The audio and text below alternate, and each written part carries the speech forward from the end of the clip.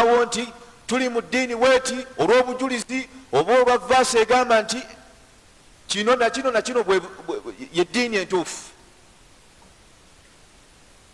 Obusiraamu ye ddiini yokka gy'ogenda okusanga ng'ekutegeeza nti eddiini entuufu Allah gy'amanyi maaso ge ye ddiini ey'obusiraamu. Inna ddiina inda Allahi al-Islam.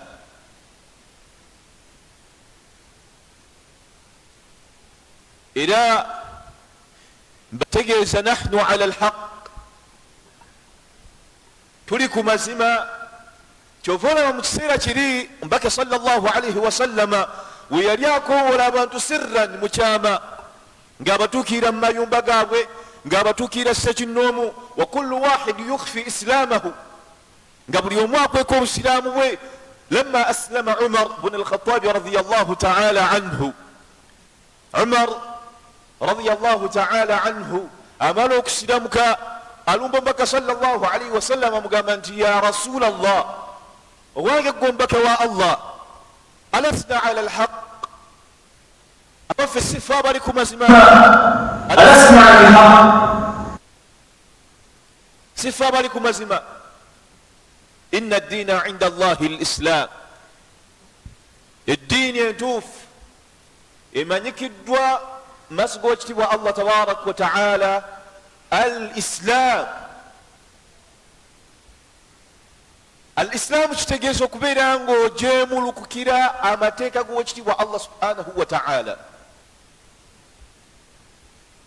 okubeera ng'ossa ebiragiro awamira Allah, ebiragiro wekitiibwa Allah tabaraka wa ta'ala, okubeera ng'obissa mu nkola, okubeera nga Allah tabaraka wa ta'ala akulagidde aqimu ssala oba aqimi ssala, nogamba nti sami'na wa atana, hadha ma nusamma al-Islam, bwe bwe tuyita obusiraamu. Wa atu zaka, nogamba nti sami'na wa atana, nobeera ng'owulira, nobeera ng'ossa mu nkola, kyekye bayita obusiraamu.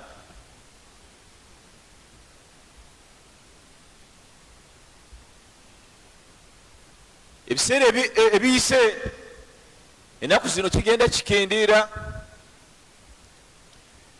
Edda abaana bwe baalabanga omusiraamu, oba bwe baalabanga omuntu ataddeko enkofiira n'ekkanzu, oba akuzizza ekirevu, oba atemye empale, bagamba abasiraamu abo boolaba bazibu. Abasiraamu bayina emitima emibi. Songa ki? Haulai al-yahud, abazungu abo, kubanga ffe obusiraamu tetukkiririza mu firimu. Obusiraamu bwaffe si bwa firimu, bagenda keesa ku makya batuteerewo olutimbe tutandike okulaba. La, obusiraamu butambula ala al-adilla, butambula na bujulizi, ate adillatin wadiha, obujulizi obuli wadiha, obunnyonnyofu oba obutuufu. Tugamba tutya? Qala Allah oba qala Rasulullah. Tugenza keesa ku makya tuteeke wano TV muzikiti tugambe nti kati tutandike okulaba. La, obusiraamu bwaffe siwe butambula. Tugamba nti Allah yagamba, Mbaka sallallahu alayhi wa sallam yagamba bwati, bwe obusiraamu bwaffe. Kati bajja ne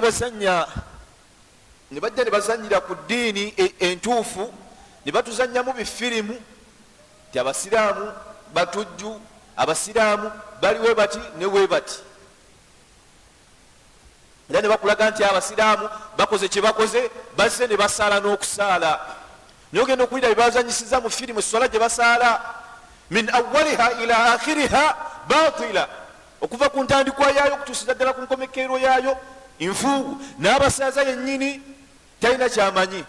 Wayumathiluna al-islaama fi l-aflaami, ne babeera nga bazanyisa obusiraamu mafirimu.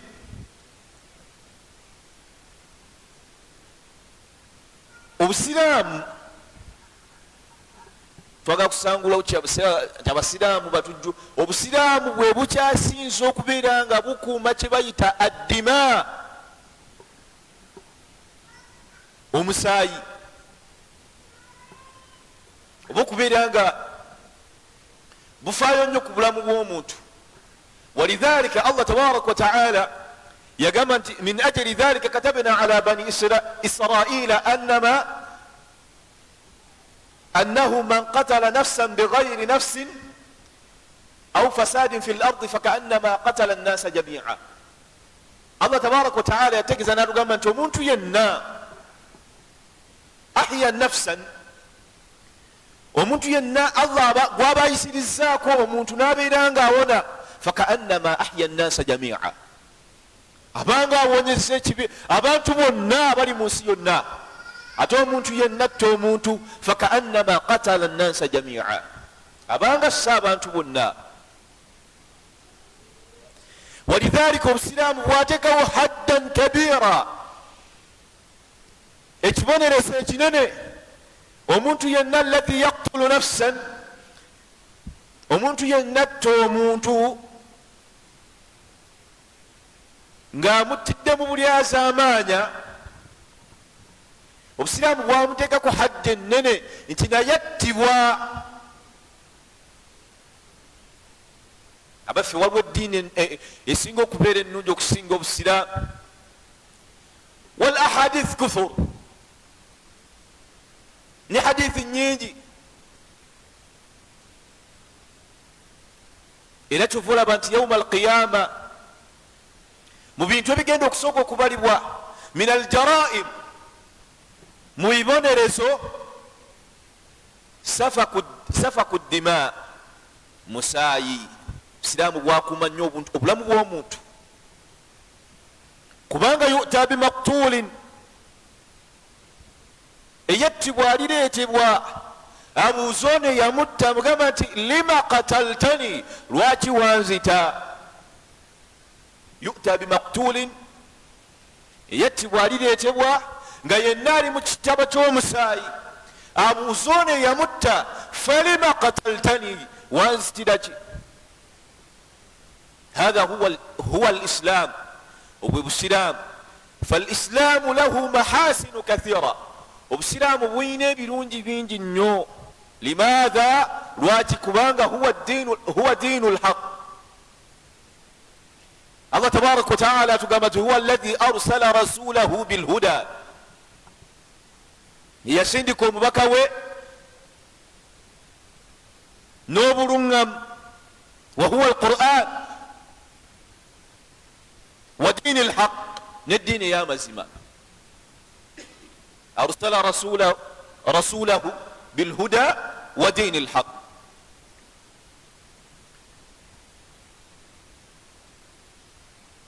kyenjaga twogereko, lwakuba nti omukaddima tuguluddeko nnyo, twaga tukone ku kigambo ekitambulirako obusiraamu bwaffe. Ekigambo ekyo nga kyekya tawhid, okwawula Allah tabaraka wa ta'ala mu bwomu bwe,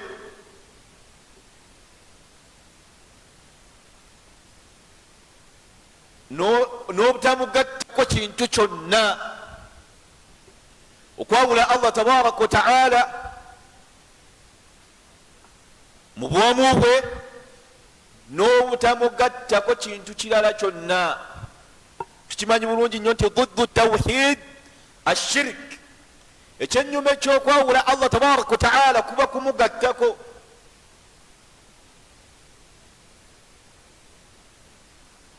Ekyennyume kyokwawula Allah tabaraka wa ta'ala kumugattako. Tabaraka wa ta'ala nahana ani shirk, yatuziyiza, amarana bitawhid, yatulagira okubeera nga tumwawula, yatulagira okubeera nti na'budahu, okubeera nga tumusinza, wala nushrik bihi shay'a, n'okubeera nga tetumugattako kintu kirala kyonna. wa'budu llaha wala tushriku bihi shay'a, tusinze Allah wala tushriku bihi shay'a, tomugattangako kintu kirala kyonna. Allah nazzaako wabilwalidaini ihsana, n'okubeera nga tuyisa bulungi bakadde baffe. Allah tabaraka wa ta'ala we yali amaliriza suratul kahf yagamba nti omuntu yenna asuubira okubeera nga asingana wakitibwa Allah tabaraka wa ta'ala falyamal amalan saliha, ayitirize nnyo okubeera nga akola emirimu emirungi, kubanga hadhihi al a'malu saliha, emirimu gino emirungi, hiya al a'malu al munjiya, gyemirimu egigenda okubeera nga giwonya omwana Adamu min annar, okubeera nga gimuwonya omuliro. al a'malu saliha hiya al a'malu al munjiya, emirimu emirungi ala sabili mithal, ekyokulabirako kasalatin wa zakatin wa siyamin wa hajjin, okusaala, okusiiba, okuwa zaka, okukola hijja, itaami taama, okuliisa emmere. Emirimu egyo gyonna giteekebwa mirimu emirungi, kubanga turda, gisiimibwa Allah tabaraka wa ta'ala. Kati omuddu yenna asuubira kagenda kutuuka akaseera asingane wakitibwa Allah tabaraka wa ta'ala, falyakun ma'ahu saadun, abeere n'entanda gye yeesibira nayo, kubanga bugenda kukeesa olunaku ng'asingana wakitibwa Allah tabaraka wa ta'ala. watazawwadu fa inna khayra zadi ttaqwa, watazawwadu fa inna khayra zadi ttaqwa, entanda ekyasinza okubeera ennungi yakutya wakitibwa Allah tabaraka wa ta'ala. faman kana yarju liqa'a rabbi falyamal amalan salihan wala yushrik biibadati rabbihi ahada. mukusinza kukwosinza fi ibadatika, essala yo gyosaala, okusiiba kukwosiiba, okuwa saddaaka yo gyowaayo, egyo emirimu gyo girina okubeera naqiya min ashirik, girina okubeera nga mitukuvu, nga temulimu mithqala dharratin min ashirik, nga temulimu wadde entondo ya shirik, nga temulimu wadde katonyeze ka shirik. Girina okubeera nga giri naqiya, nga mitukuvu, nga giri piwa.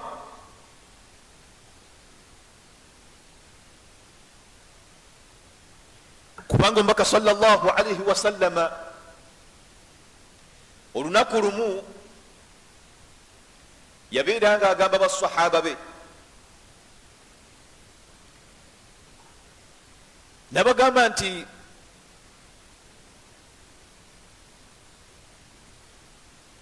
mubeere nga mutya nnyo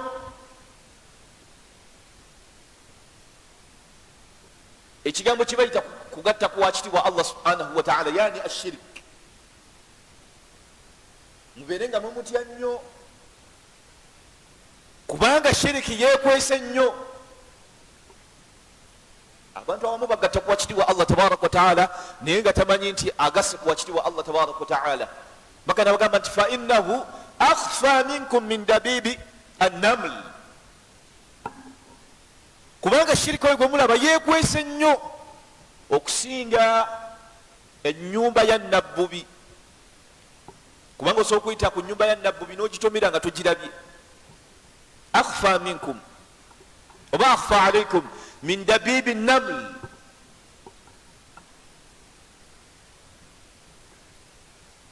ne bamumbuusa ya rasulallah, tetuyinza okubeera nga tumwewala shiriki oyo nga tetusobola kubeera nga tumulaba kubanga otugambye akhfa minna min dabibi naml. tuyinza tutya okumwewala? baka sallallahu alaihi wasallama n'abayigiriza dhikr. dhikiri eyo egamba nti allahumma inna na'udhu bika min an nushrika bika shay'a. ayi allah tabaraka wataala nsaba obeere ngontaasa okubeera nga nkugattako ekintu kyonna. allahumma ayi allah tabaraka wataala inna na'udhu bika min an nushrika bika shay'a na'lamuhu wa nastaghfiruka lima la na'lamuhu. otutaasa okubeera nga tugwa mu kugattako okwo kwe tumanyi ne kwe tutamanyi. na'lamuhu wa nastaghfiruka lima la na'lamuhu. kubanga olunaku lusobola okukesa mujarrad kalimat oba alfaz just bigambo naye nga ebigambo ebyo bikuteeka mu shirik. kati dhikiri eyo gyoleeta allah tabaraka wataala akutaasa embeera eyo ate n'abeera nga akusonyiwa, n'abeera nga akola ki? akusonyiwa. wakitiibwa allah subhanahu wataala ategeeza mu suratu dhariyat natugamba nti wama khalaqtu ljinna wal insa illa liya'budun.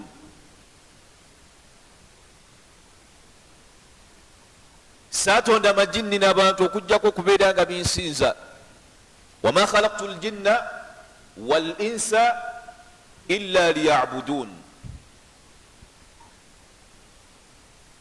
ensonga enkulu rasul amr, ensonga enkulu okubeera nti lwaki wujidena oba khuliqna, lwaki twatondebwa lina'buda allaha wahdahu tabaraka wa ta'ala, kubeera nga tusinza allah tabaraka wa ta'ala mu butuufu bw'okubeera nga tumusinza. yensonga enkulu eyatuleetesa mu duniya, tewali nsonga ndala. ensonga enkulu lwaki oli mu duniya, allah teyakuteekamu lijamui lamwali wathara, kubeera nga okuŋŋaanya bugagga, wa katharati lbani, nakubeera nga ozaala, wanshigali bidduniya, nakubeera nga obeera bize mu duniya. ensonga enkulu lwaki watondebwa kubeera nga osaala, kubeera nga oyawula allah tabaraka wataala mu butuufu bw'okumwawula. kati bino ebijja bikuyambako kubeera nga okola ibaada. allah n'alaba nti omwana adamu ono ansinza, yeetaaga enkuba n'agitonyesa, weetaaga akasana allah n'akaasa, weetaaga okubeera nga byosimbye bimere obeere nga obirya bikuyambeko kubeera nga osinza allah tabaraka wataala. weetaaga okubeera ne famire n'ozaala, weetaaga okubeera n'omukyala, ebyo byonna allah tabaraka wataala nalaba nga obyetaaga, naye ng'alina ensonga enkulu gyakwetaaza, al ibadatu, ibada, kubeera nga omusinza. kyova olaba alladhina yasmauna al adhana,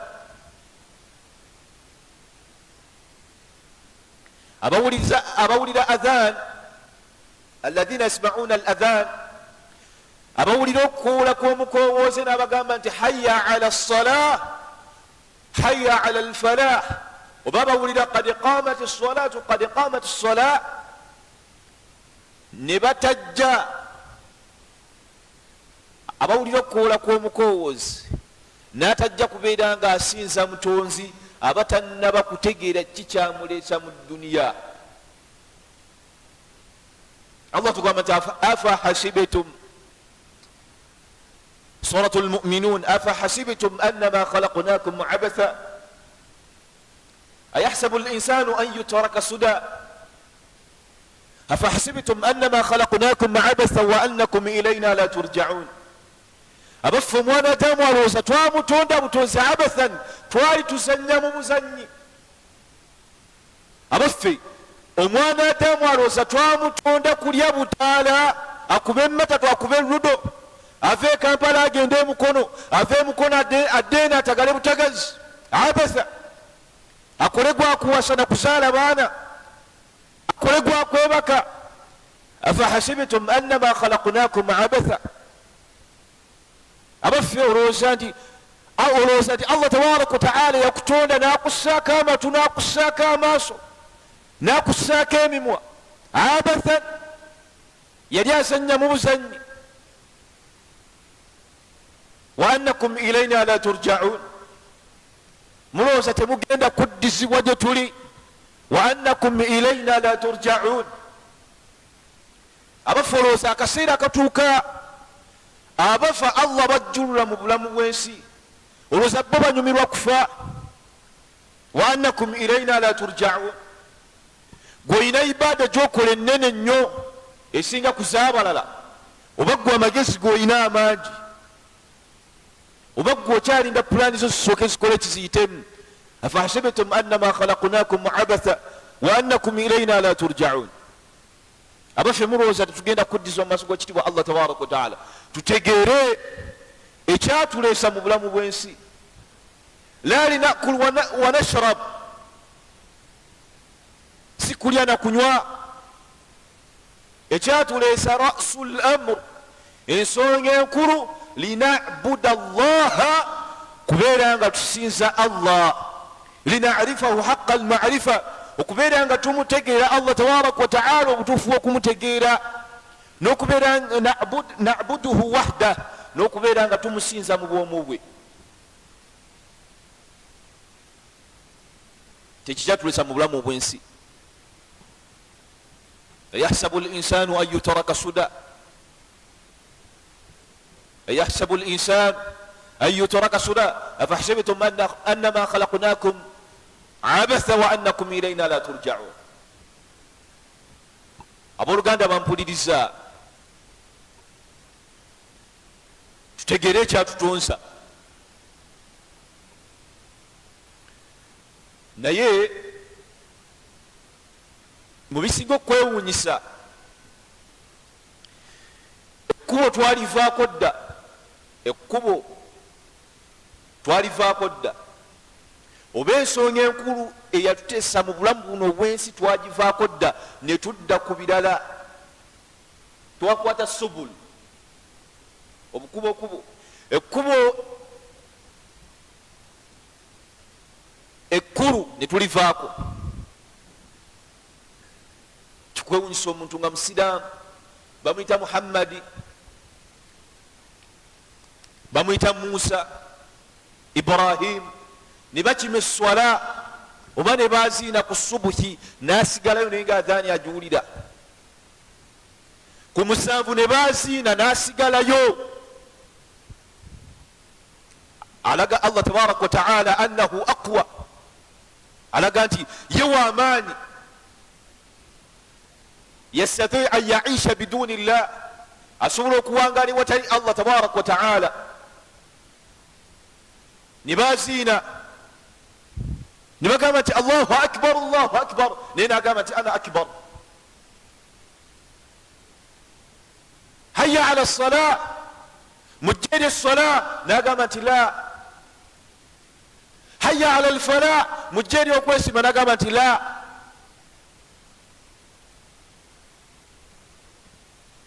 ne baziina kukumira n'asigalayo era kyekimu ku magharibi n'asigalayo ku isha n'asigalayo abaffe olaba Allah agamba nti yasukkulumya omwana Adamu ku bitonde byonna niye olaba hatta n'ebisolo bitegeera ekyabitonza etusokera ddala Allah tabaraka wataala agamba nti wa in min shay'in illa yusabbihu bihamdi walakin la tafqahuna tasbihahum. N'ebintu byetulaba nti tebyogera yusabbihuna Allah, bitegeeza Allah tabaraka wa taala, birina esswala yaabyo. Oyinza okuwulira ekikere nga kikaaba nolowooza nti kikaaba naye nga kiri mu kutendeeza Allah tabaraka wa taala. Ebisolo ebyo tulaba bitendeeza Allah tabaraka wa taala, ng'olaba tewali asobola kukutaasa mimma anta fiihi, mwekyo Allah kyakutaddemu, illa hu, kubanga huwa ddar wa huwa nafi', yakosa era yagasa. wa in yamsaska Allahu bidur fala kashifa lahu illa hu. Allah waliwo embeera gyasobola okukuteekamu, imma maradun, nga yabulwadde, fala kashifa lahu illa hu, ne bakutwala e India, ne bakutwala e South Africa, fala kashifa lahu illa hu. Tewali asobola kukujja mu mbeera ya bulwadde okujjaku Allah tabaraka wa taala. Goloza ku mulembe gwa nabbi Ayub alayhi salatu wassalam, eddagala teryaliwo, eddagala lyaliwo. waman alladhi kashafa darrahu, ani yamutaasa mu mbeera eyo gye yalimu, huwa Allah, ya Allah tabaraka wa taala. Kati Allah tumugende ekitono, tebamwepankirako. Allah kwatako furadan, bunnamunigina, nakunyiga gyakunyigidde, imma fi baitik, mu nyumba yo Allah nakunyigira eyo, oba fil mustashfa, oba mu ddwaliro, abantu bo ne bakwerabira, ne batuuka okukuteekako akagambo nti unknown, ono tamanyikiddwa, oba abantu bo nga bakudduka, nga Allah tabaraka wa taala kuumidde eyo. fi diqin inna batsha rabbika la shadid. Okunyiga Allah waaba akunyize nga kuttemu waati, la shadid.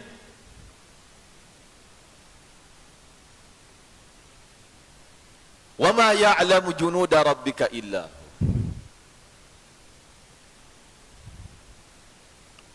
tewali amanyijje lya Allah tabaraka wa taala illa hu, okujjako ye. Ekyokulabirako Firawun laanatullahi alayhi, Allah tabaraka wa taala yamuteekawo hatta ila al-an, yepankira ku mutonzi, nagamba nti ana rabbukum al-a'la, nze katonda wammwe. Era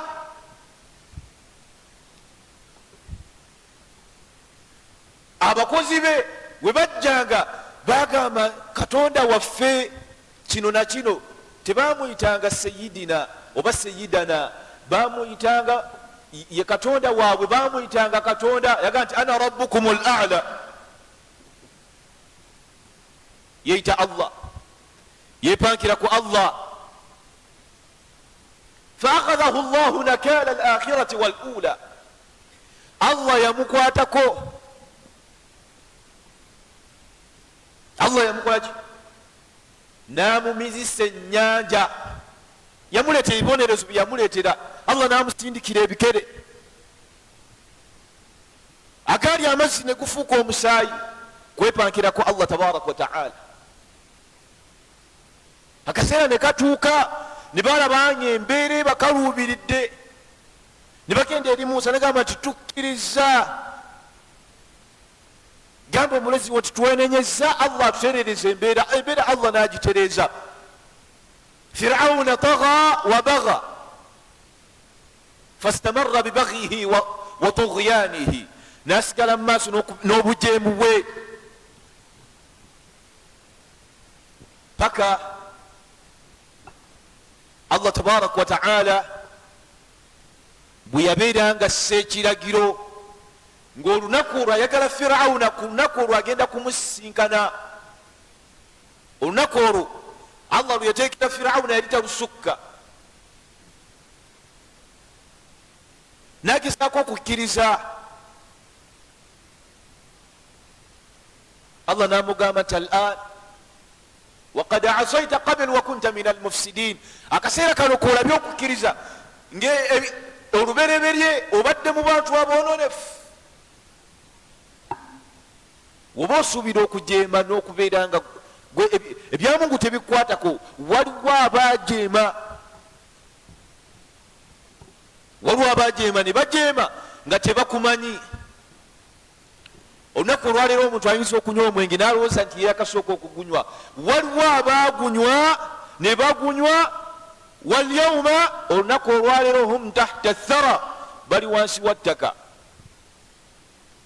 omuntu ayinza okunywa enjaga n'alowooza nti yakasooka okuginywa, n'ayenda n'alowooza nti yakasooka okwenda. waliwo abayenda ne benda. walyawma fi ladhabi, bali mu bibonerezo. annaaru yu'raduuna alayha guduwan wa ashiya, ebibonerezo bibalagibwako wali ne bagamba nti hatha jazaukum, yempeera yammwe. omuliro ne gubalagibwako nti gye mugenda.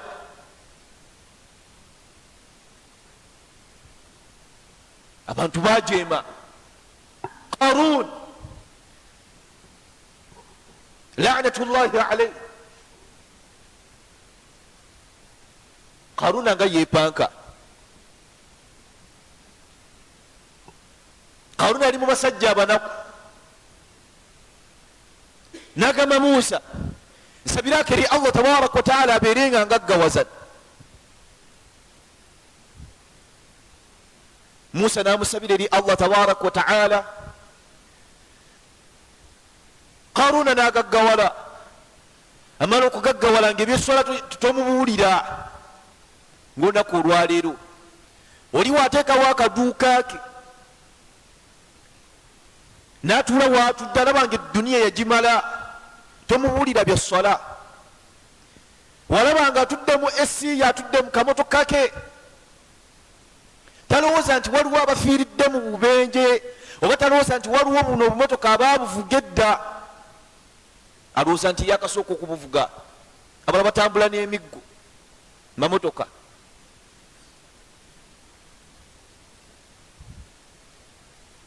buli kimu kyolowooza okukola waliwo abaakikola. Allah tabaraka wa taala khasafna bihi wa bidarihi al-ard, Allah yamumizisa ensi nakkirira n'ebyobugagga bye. mahma balagta min athara, mahma balagta min atharwa, n'oba ng'ogaggawadde kutuuka otya tugenda kutuuka ku bugagga bwa Qarun. Allah yamugjawo nabira nga mumizisa ensi. so kufuna that. okumanya eddiini kye kimu ku bintu Allah by'asitula na by'abantu kuno ku nsi nga bw'atugamba mu kitabo ekitukuvu Quran. Rafa'illahu alladhina amanu minkum walladhina utul ilma darajat. Allah asitula abakkiriza mu mmwe nabo bye yawa okumanya eddiini mu madaala. wano Twahira Islamic Center Online School weviiridde okusomesa eddiini yo ng'eyita ku mutimbagano nga tulina koosi nga Quran mwogenda okuyigira okusoma ekitabo kya Allah mu butuufu bwakyo saako n'okukikwata ku mwoyo, Tajweed mwogenda okuyigira amateeka agafuga ensoma ya Quran, Arabic language mwogenda okuyigira okusoma, okuwandiika n'okwogera olulimi Oluwarabu mu butuufu bwalwo, Swala mwogenda okuyigira esswala n'obukulu bwayo mu Busiraamu, Yasaruna mwogenda okuyigira okusoma okuwandiika olulimi Oluwarabu n'okugatta ebigambo ekinaakusobozesa okwanguyirwa okusoma Quran, Tafsir mwogenda okuyigira amakulu n'ebikwata ku ssuula eziri mu kitabo ekitukuvu ekya Quran, saako ne koosi ez'endala nnyingi ez'Obuyisiraamu. Ku Twahira Islamic Center Online School tukuwa amasomo g'okwegezaamu asatu beddu nga tugenda kusoma nga tuyita ku mikutu emigattabantu nga WhatsApp, Zoom ne Skype ku ssimu yo ng'osomerawo wonna w'oba oli mu budde bw'osobola. Twaniriza buli kikula kya muntu nga tetususula mu myaka, nga tukuwa omusomesa oba sheekha owuwo akusomese wekka. Abasomesa baffe bakugu nnyo ng'ate ebisale bisoboka okumanya ebisingawo ku nteekateeka eno. Kuba ku nooti 7 nooti 8 38 46 nooti 4 oba ku website yaffe www.twahiraislamiccenter.com. Twahira Islamic Center Online School, learning made easier. Okumanya eddiini kye kimu ku bintu Allah by'asitula by'abantu kuno ku nsi nga bw'atugamba mu kitabo ekitukuvu Quran. Fa'illahu alladhina amanu minkum walladhina utul ilma darajat. Allah asitula abakkiriza mu mmwe nabo bye yawa okumanya eddiini mu madaala. Wano Twahira Islamic Center Online School weviiridde okusomesa eddiini yo ng'eyita ku mutimbagano nga tulina koosi nga Quran mwogenda okuyigira okusoma ekitabo kya Allah mu butuufu bwakyo saako n'okukikwata ku mwoyo. Tajweed mwogenda okuyigira amateeka agafuga ensoma ya Quran. Arabic language mwogenda okuyigira okusoma, okuwandiika n'okwogera olulimi Oluwarabu mu butuufu bwalwo. Swala mwogenda okuyigira esswala n'obukulu bwayo mu Busiraamu. Yasaruna mwogenda okuyigira okusoma, okuwandiika olulimi Oluwarabu n'okugatta ebigambo ekinaakusobozesa okwanguyirwa okusoma.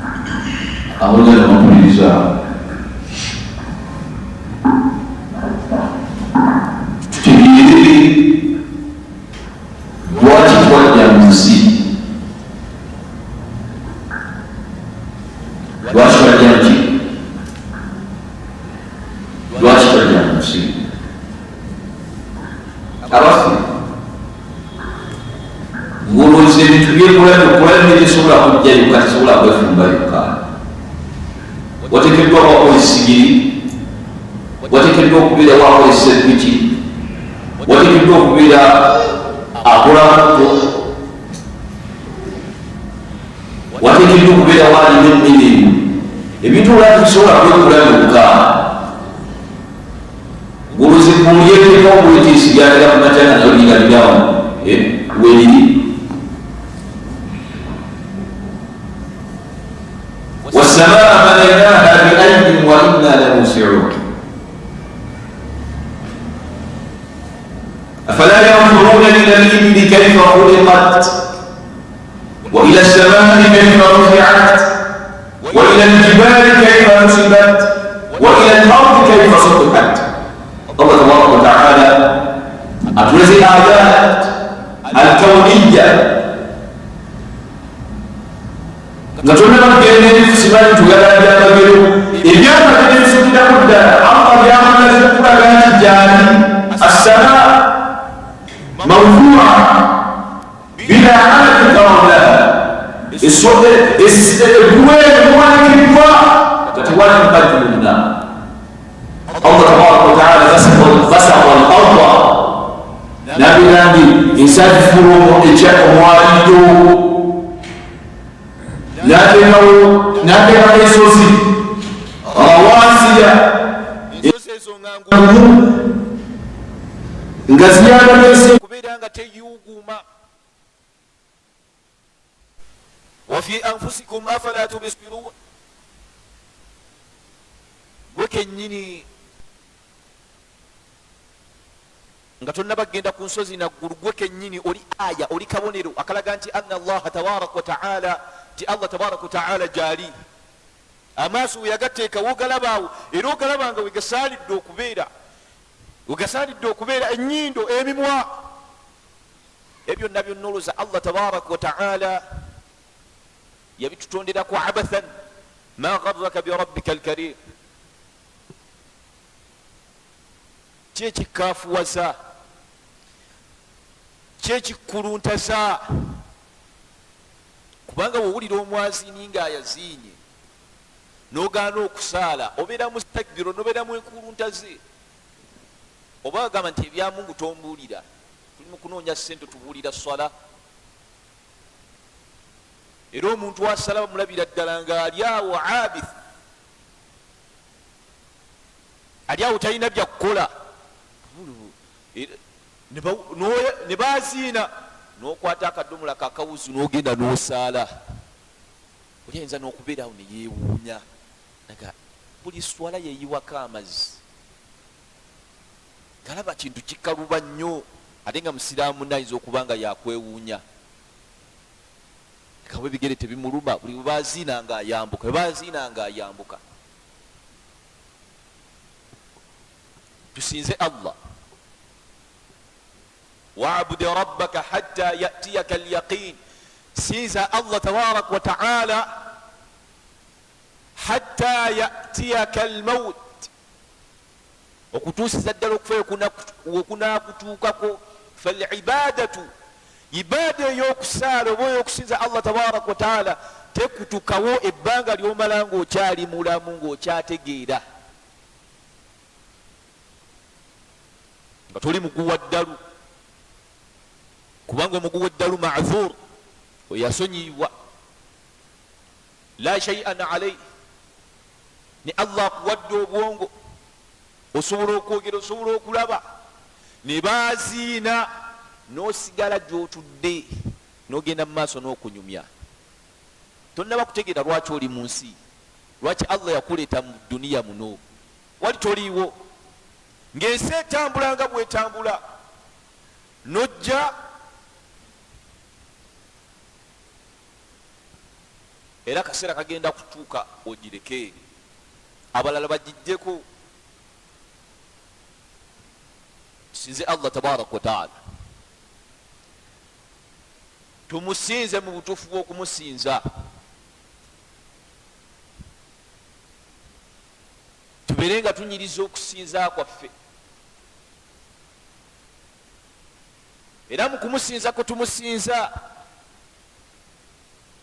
tukimanye nti Allah tagenda kutulyazaamanya.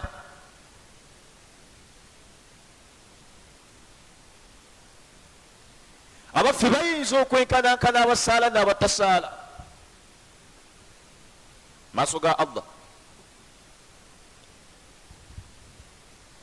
am naj'alu alladhina amanu wa 'amilu s-salihat kalmufsidina fil ard, abaffe bayinza okwenkanankana abasaala n'abatasaala, bayinza okwenkanankana abo abaawula Allah tabarak wa ta'ala n'abatamwawula. Tebayinza kwenkanankana, tebayinza kwenkanankana.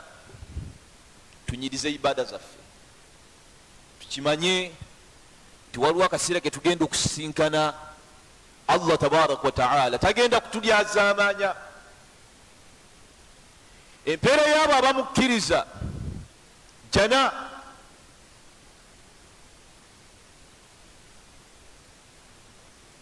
tewagenda kubeerawo kulyazaamanya kwonna.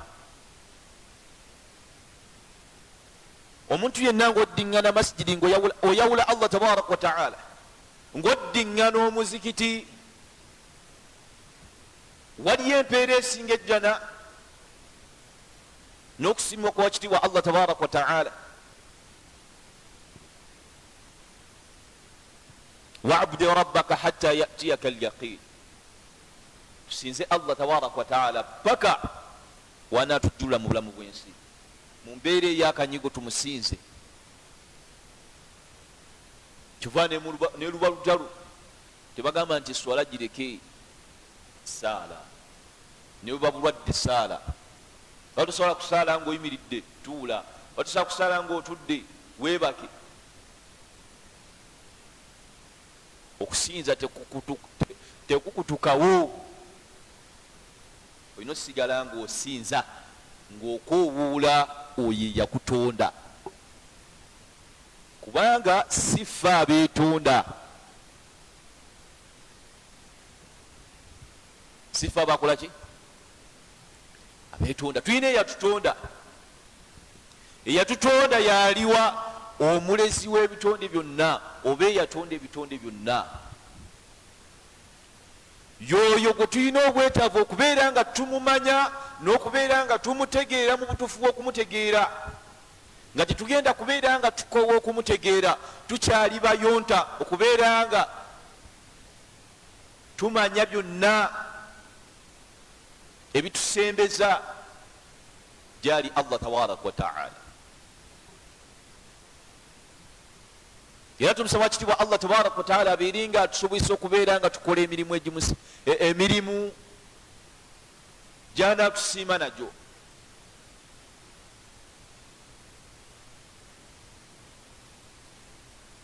wakitiibwa Allah tabaraka wa taala agamba walaqad ba'athna fi kulli ummatin rasulan an i'budu llah fi kulli zamanin oba fi kulli ummatin buli mulembe gwonna Allah tabaraka wa taala yajjanga atuma bebayita ar-rusul ababaka omulimu gwabwe kubeera nga batuusa bubaka eri abantu. Obubaka obwo tebubeeramu byabufuzi, tebubeeramu wabula mubeeramu an i'budu llah, kubeera nga tusinza Allah tabaraka wa taala. Bwe bubaka obuleetebwa ababaka abavaawa eri Allah tabaraka wa taala. walaqad ba'athna fi kulli ummatin rasulan an i'budu llah, an i'budu llah, bonna ekyatuma ababaka bonna ne bannabbi bonna kubeera nga balagira abantu baabwe okubeera nga basinza Allah tabaraka wa taala.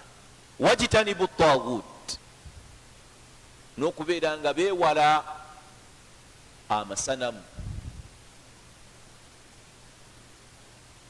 okubeera nga beewala amaki amasanamu.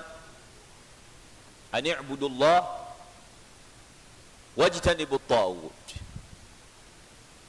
okubeera nga beewala okubeera nga basala ng'okusala okwo kwe basaze tebasaze ku lwa Allah tabaraka wa taala, okubeera nga basinza ebyo ebitali Allah tabaraka wa taala, okubeera nga bava ku masanamu abakuraishi ge baali basinza Laata, Uzza, okubeera nga gonna bagafaako.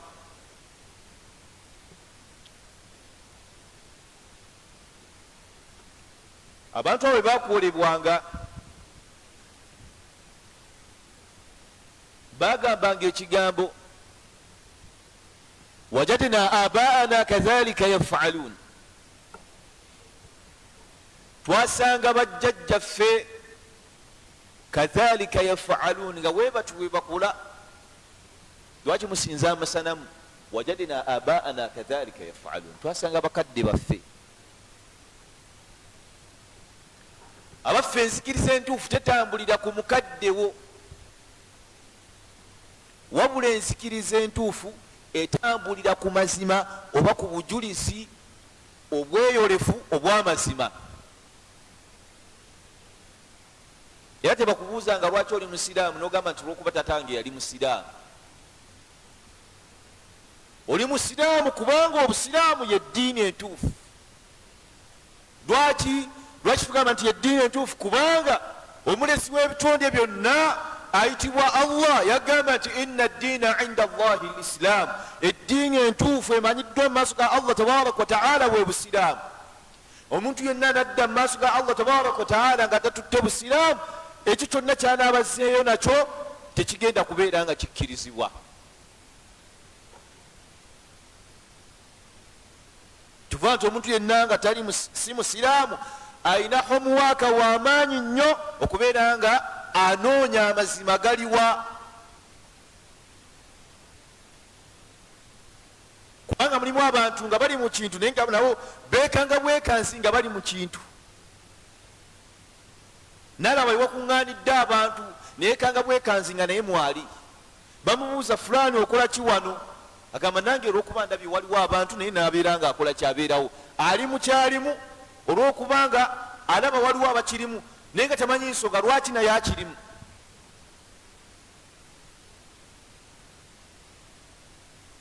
ati omuntu yenna nga si musiraamu ayinaho omuwaaka w'amaanyi nnyo okubeera nga anoonya amazima galiwa, okubeera nga abikkula ekitabo kye min awwalihi ila akhirihi ng'anoonyaamu olunyiriri oba vaasi emulaga nti kino ndi mu ddiini eyitibwa fulaani ne fulaani eyitibwa bweti ne bweti, naye njagalayo olunyiriri nga luŋŋamba nti eno ye ddiini entuufu. ekyo wali kifuna anywerere gyali, watali kifuna akwate bukwasi kkubo oba akwate engatto ze ajje mu masjidi asaale agambe nti ashhadu an la ilaha illa allah muhammadun rasulullah. tulina ebbanja ddene nnyo okutegeera omulezi waffe, mutuufu okubeera nga tumutegeera. omuntu yenna nasinkana allah nga tazzeeyo na busiraamu, fahuwa fi lakhirati min alkhasirin. tebakubuuzanga nti lwaki oli mu busiraamu nogamba olwokuba nti twasanga bakadde baffe. kiba omuntu bamubuuza lwaki oli mu arwah, onjogera ku arwah tuba tukitegeera, kitegeera se arwah ndoza kigambo wali mubasinga okitegeera.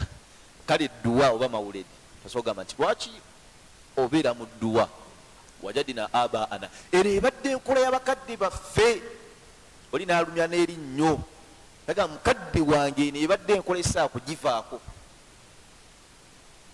eyo si ansa nti mukadde wange kyabadde akola, wabula bujulizi nti nkola kino olw'obujulizi obuli mu hadithi bweti ne bweti, oba nkola kino olw'obujulizi obuli mu aya bweti oba mu ssuula bweti. fe tetukulembeza nti wajadina abaana kadhalika yafalun, nattabiu ladilla, tugoberera bujulizi obweyolefu, obujulizi obutuufu. kati baliwo babuuzibwanga lwaki musinza amasanamu, lwaki musinza laata ne uzza, bagamba nti wajadina abaana kadhalika yafalun.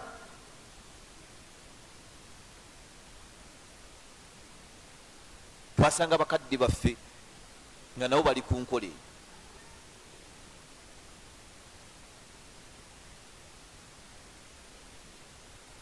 omwanadamu yenna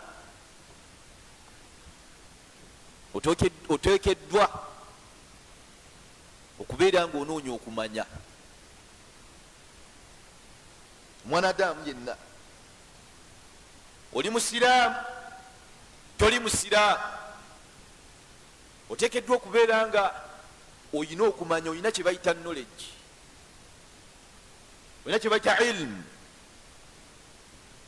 naye ngaokumanya okusookera ddala kwe kubeera nga onoonya omulezi wo yaani.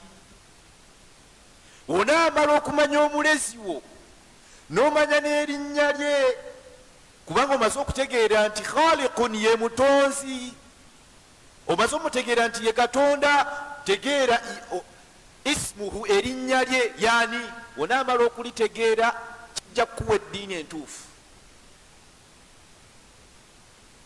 onaamala okutegeera erinnya ly'omulezi wo eyakutonda, ojja kutegeera eddiini entuufu. naye wobeera mu ddiini gy'olimu nga ne katonda wo oba eyakutonda nga tomumanyi linnya lye, omanya nti wooli oli wafu.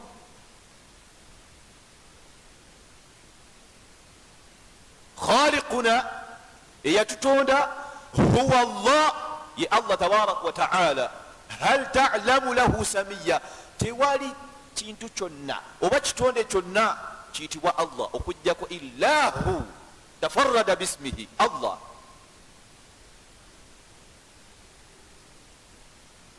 kutube nti omuntu olina okubeera nekibayita okumanya, okumanya okusookera ddala kubeera nga otegeera ani yakutonda. omala okumutegeera noonoonya engeri gyogenda okumusinzaamu, engeri gyogenda okumusinzaamu. kubanga abantu basinza bangi naye basinza mu gafula. kubanga ojja kusanga nayimbanga naye akugamba nti asinza. abaffe gwosanze nagamba nti allahu akbar nga mutebenkevu, allah munene, allahu akbar. natandika okusoma ebigambo ebiwoomu, alhamdulillahi rabbil alamin, arrahmani rrahim, amatende amajjuvu goye omulesi w'ebitonde byonna, arrahmani rrahim, owekisa, omusaasizi owekisa ekingi, maliki yaumiddin, mufuzi w'olunaku olw'enkomerero. naye gwogenda okusanga ngadde eno wakuba tteke, wakuba ebikonde, wataddeko endongo, wazina, wakulaki. hal yastawiyan, benkanankana. era babiri bakubuuzizza ono noono aliwo asinza n'aliwo ayimba. era ojja gamba nti ono yasinza, ono yayimba. kati olina okunoonya engeri gyogenda okusinzaamu omulezi wo mu butuufu bw'okumusinza, kubanga buli kintu kyonna, hatta nyoba ovuga emmotoka tusagivuga gafula nti ova eri olw'okuba olaba abantu banyoola steeringi, naawe otandika okunyoola. wateekeddwa okubeerawo endagiriro nti emmotoka evugibwa weeti. sikulaba nti abantu nti banyoola naawe n'otandika okukola onyoole. kati kyekimu ne mu kusinza wano oteekeddwa okumanya butya bw'osinza omulezi wo, butya bw'omusinza. omusinza mu nsinza entuufu, ensinza gy'omusinzaamu okakasa nti wootyo katonda wo oba omulezi wo we yakulagira omusinze.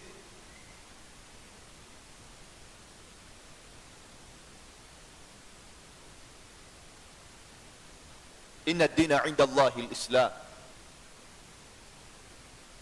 eddiini entuufu yeddiini ey'obusiraamu. allah tabaraka wataala yatutumira omubaka. bannabbi bonna bajja batumibwamu mu mirembe gyabwe oba mu bitundu byabwe, naye yatumibwa ila nnansi kaffatan, eri abantu bonna. ye muhammadun sallallahu alaihi wasallam ursila ila nnansi kaffatan, yasindikibwa eri abantu bonna. wa dalilun ala dhalik, n'obujulizi kwekyo nti nga bwe tusaala wano e uganda, nga wawulira baziina ne bakimeswala ne tusaala, yensaala yeemu eri e sudaani, eri e misiri, eri e saudi, eri e nigeria, eri e tanzania, eri e kenya. fenna tugamba nti allahu akbar. tojja kusanga nti abazungu nti bo allahu akbar balina engeri gye bakyogeramu, toba nigeria balina engeri gye bakyogeramu, oba abanauganda balina engeri gye bakyogeramu, oba baganda balina engeri gye bakyogeramu, oba basoga balina engeri gye bakyogeramu. fenna tugamba nti allahu akbar bilughatin wahida, mu lulimi lumu. kituufu allah awulira ennimi zonna, naye waliwo olulimi olugalo lwe lulimi lw'abantu b'omujjana, olulimi lututeekeddwa okubeera nga tusinziramu allah tabaraka wataala. kyekimu kubiraga nti eddiini ey'obusiraamu diini tuufu, era mbasaba tunywere tusinze. obadde obulimu shakkashakko, oli eno okugulu okumu okutadde eno okutadde eri, nywera fastaqim kama umir, nywera tereera nga allah tabaraka wataala weyabeera nga akulagira. subhanaka allahumma bihamdika wa nashhadu an la ilaha illa anta wa nastaghfiruka wa natubu ilaik. assalamu alaikum wa rahmatullahi wa barakatuh.